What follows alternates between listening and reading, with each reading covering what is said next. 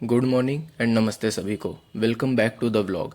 ये व्लॉग 18 फरवरी को मैंने रिकॉर्ड किया था, पर टाइम की वजह से मैंने वॉइस ओवर नहीं किया था, तो आज अपलोड कर रहा हूँ। सुबह उठकर सबसे पहले मैं पढ़ाई करने बैठ गया। जीएस में मैंने लेक्चर कंप्लीट किया और हिस्ट्री के 3 टॉपिक्स रिवाइज किए हैं। जब हम सेकंड और थर्ड टाइम रिवाइज करते हैं तब आप ये नोटिस करेंगे कि आपका रिवीजन टाइम डिक्रीज़ हो रहा है, which is a good sign. मेरा रिवीजन करने का तरीका ऐसा है कि सबसे पहले मैं सोचता हूँ कि इस टॉपिक से मुझे क्या याद है, फिर उसके बाद मैं नोट्स पढ़ता हूँ, देन एक बार फिर अपने मन में उसे सोचता हूँ। इससे कॉन्सेप्ट अच्छी तरह रिवाइज होने लगता है और याद हो जाता है। ब्रेकफास्ट बनाकर हम एडिटोरियल पढ़ते हैं। इंग्लिश में मार्क्स एवरेज ही आ रहे हैं। इंग्लिश में कॉन्फिडेंस लाने के लिए आपको सबसे पहले सिलेबस ख़त्म करने पर फोकस करना होगा। इंग्लिश बाकी सब्जेक्ट की तरह आप इंडिविजुअली टॉपिक्स नहीं पढ़ सकते हैं। इंग्लिश में हर एक चीज़ एक दूसरे से कनेक्टेड है। सारे parts of speech, voice and narration पढ़ने के बाद ही आप क्लियरली चीज़ों को आइडेंटिफाई कर पाएंगे। अगर आप बिगिनर हैं तो आप रॉन्ग क्वेश्चन से परेशान ना होकर सबसे पहले टॉपिक्स पढ़ने पर फोकस करिए। पूरा सिलेबस ख़त्म करने के बाद प्रैक्टिस शुरू कीजिए। बीच में सिर्फ क्वेश्चंस उन्हीं के कीजिए जो आप टॉपिक्स पढ़े हैं, उन्हीं का रिवीजन करिए। आप मिसलेनियस क्वेश्चंस ज़रूर प्रैक्टिस करिएगा, इससे आपको क्लैरिटी होगी। इंग्लिश में मैंने टेंस शुरू कर दिया है। वॉइस एंड नरेशन के लिए टेंस मोस्ट इम्पॉर्टेंट चैप्टर है। ग्रामर पढ़ने के बाद मैं वोकैब में इडियम करता हूँ। वोकैब के लिए आप वन गो में अराउंड 50 to 80 वर्ड्स से गो थ्रू हो जाइए।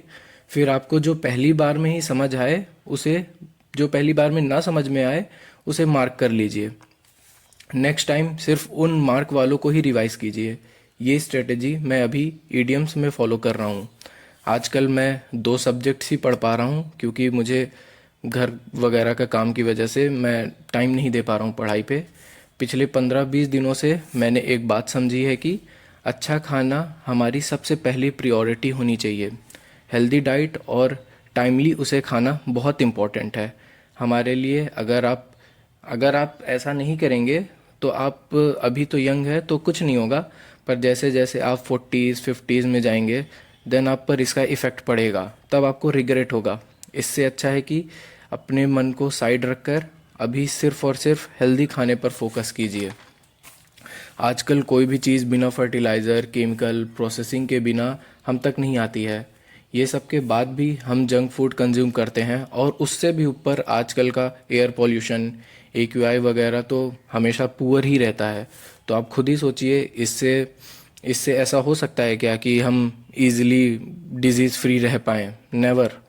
पर हमारे कंट्रोल में तो ये है ना कि हम हेल्दी खा सकें और आप ये अपने घर पर भी सबको बोलिए, अच्छी चीज़ों का इफ़ेक्ट पड़ता है। अच्छी डाइट का इफ़ेक्ट न सिर्फ आपकी बॉडी बल्कि आपकी मेंटल हेल्थ पर भी पड़ेगा।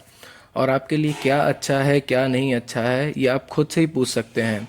अगर आप खुद से पूछिए कि क्या मेरे लिए ये अच्छा है, तो आपको खुद ही जवाब मिल जाएगा कि ये आपके लिए अच्छा है या नहीं है। अपना और अपने साथ रहने वाले लोगों का ध्यान रखिए।